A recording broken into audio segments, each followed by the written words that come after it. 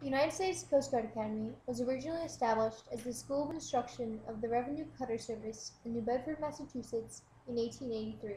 After several moves, the Service Academy finally found its home in New London, Connecticut in 1910. The Academy now resides in North New London, just east of Connecticut College. While the relationship between New London citizens and Academy faculty and cadets has changed and developed over the years, often serving as a positive dynamic of the community. My time as a cadet was much different than yours. We didn't have our community service requirement that you have now. So our overall engagement with the community was much less than yours. Far less engagement. We didn't have either necessarily a bad or a good relationship with New London from my perspective as a cadet, but I only know what I knew because we didn't do any community involvement. In our day, we did our studies and we did our sports, and this was 34 years ago when I came in. So people weren't as engaged in the partnering and all that. It was much less collaborative. My first impression of cadets was very diligent, hardworking, particularly athletic, because you'd always see the cadets out running. When I first moved to the area, I joined a boxing gym here, and your boxing team used to come down. It used to impress me that the cadets would run from the academy to the gym, spar like 10 rounds, and then run all the way back to the academy. I would do 2 or 3 rounds, go home and pass out. So I was always impressed at the physicality, the diligence, and obviously the professionalism of the cadets.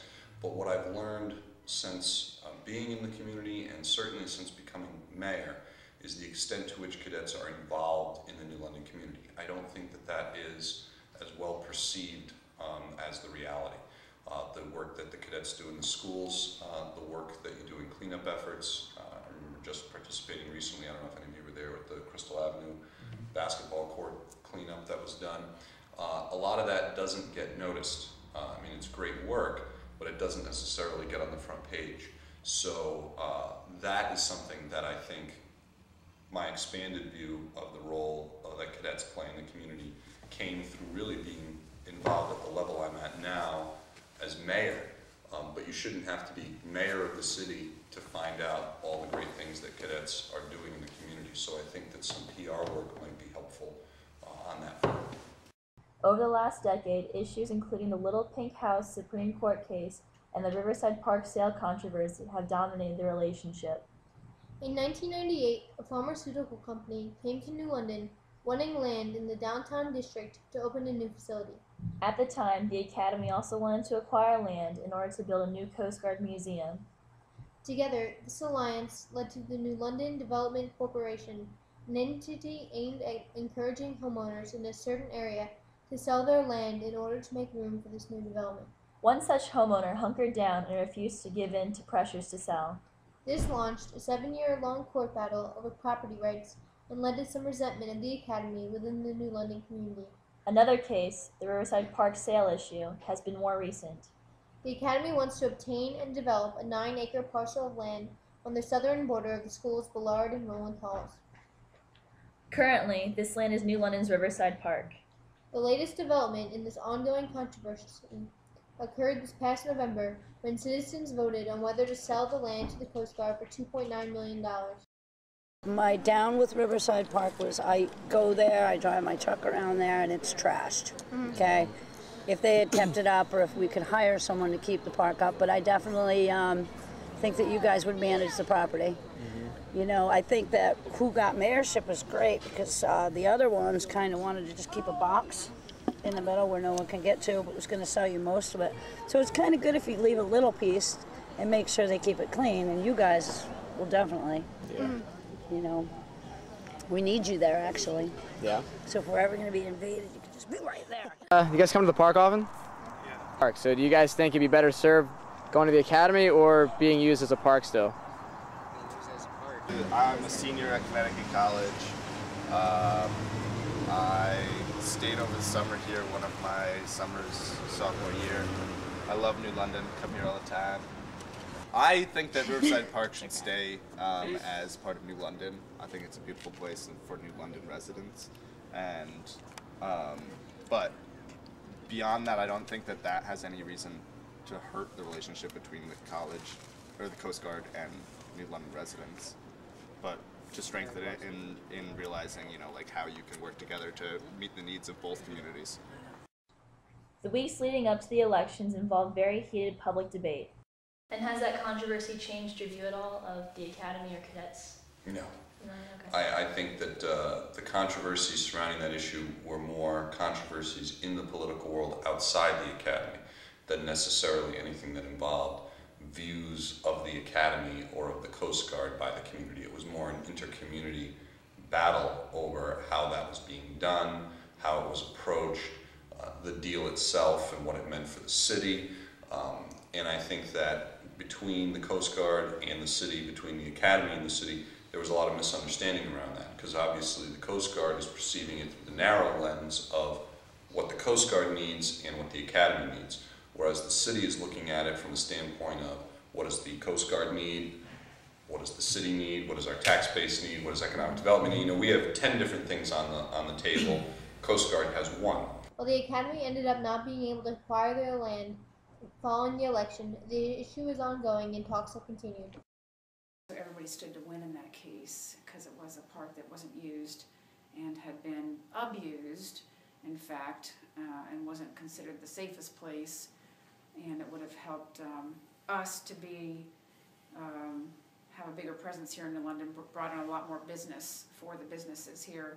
Oh, I believe that a lot of things got obfuscated, because when you take something that complicated and then push it through, a political process, particularly a campaign, a lot gets lost. And obviously, from a Coast Guard perspective, if you didn't know all the intricacies of the debate in the community, it would appear that, oh, the community must not like us, because why wouldn't they give us this, deal? And I think that the actual truth of the matter is broader than that and more complicated than that. And I did not perceive, with some rare exceptions, there are always some interesting folks out there, that there wasn't any broad sentiment of we don't want to help the Coast Guard. Most recently, in February of 2012, the New London City Center District, along with many local business owners and citizens, launched a New London Hearts USCG campaign, a month-long public display including posters, stickers, and gatherings symbolizing New London's appreciation for the Academy. The campaign culminated in Academy faculty and cadets receiving cards from New London school children on Valentine's Day. Mayor Finizio believes the New London Loves Coast Guard campaign is a success. So I think the New London Loves the Coast Guard campaign, coming off of some of the controversies surrounding Riverside Park and the Riverside Park referendum, brought a lot of attention to the Academy and the Academy-City relationship and got a lot more coverage of it. So I think people in the community are getting a better sense now because there's just been more attention paid to that relationship. And these new signs are great, and I love the Coast Guard too, but I think it should say New London Loves Students instead of just Coast Guard. I like that. I see your point, but I feel like that's like so general. You know what I mean? I feel like the New London Loves Coast Guard is, I don't know, I feel like they really want to draw the line from Coast Guard to New London, because Coast Guard is, like a well-recognized specific government thing, and students is like a military thing. Yeah, that's yeah. Like to support our troops there. Yeah. Professor Rivero, an Academy faculty member, has lived in New London for 5.5 years. And those cards were written by residents of the New London community and by kids in the local schools. Mm-hmm. So I think that's a clear example of how the New London community feels about the Coast Guard. I think those were very sincere feelings, and I remember reading in the Day newspaper about one of the cards received that said something like New London without the Coast Guard Academy is like a cone without ice cream. I think that summarizes very well the feelings of the New London community towards the Coast Guard and the Academy. So do you think there's anything that cadets can do to improve this relationship with New London?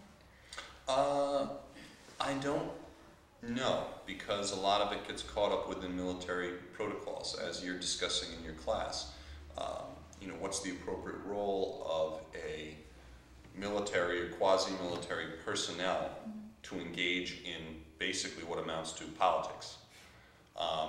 There's a line of appropriateness between I can go and volunteer and do work in the field, but I can't really talk about political things. So it really falls to your leadership to do the PR work for you, so that when you go out and do an event, that either the city leadership or the Coast Guard leadership make sure to promote it, get attention paid to it, etc. Because it would probably be inappropriate for you to be out there doing it, or writing letters to the paper, or taking out ads, or knocking on doors in the middle of a referendum campaign. That would not go over well on any side of the equation. So what can a cadet do? Well, keep doing what you're doing and do more of it. But is that going to change the relationship? Not necessarily, because you need the PR attention, and you've been doing these wonderful things, but haven't necessarily been getting the attention you really deserve for it. Difference is cadets out in the community now as a positive force for change, proactively out there being visible. And also there's more sharing of services, so people are using the academy more. I think they're coming on board more to take advantage of our musical activities here, all that we have to offer, football games and all that. What do you think New London can do to improve the relationship between the city and the United States Coast Guard Academy? New London Loves the Coast Guard campaign was the tip of it. I think we've certainly been trying to do an education campaign out of our office, and I think that there are other steps that are being taken on both sides that are helping that. The Coast Guard is trying to locate the National Coast Guard Museum in New London. I think that would be a tremendous thing, not just for the Coast Guard and for the city, but for interrelationship between the two. The Eagles' participation in OPSAIL has been well noted, and we're trying to get designation as a Coast Guard city. We're in the process of getting that designation and hopefully doing an annual Coast Guard Appreciation Day. So things like that will help to, I think, show people more of what that relationship is. And I think that will breed better understanding. I have great hope for the future for New London and the Coast Guard. It's a huge treasure, and I just don't want anyone to take it for granted. And we don't down here.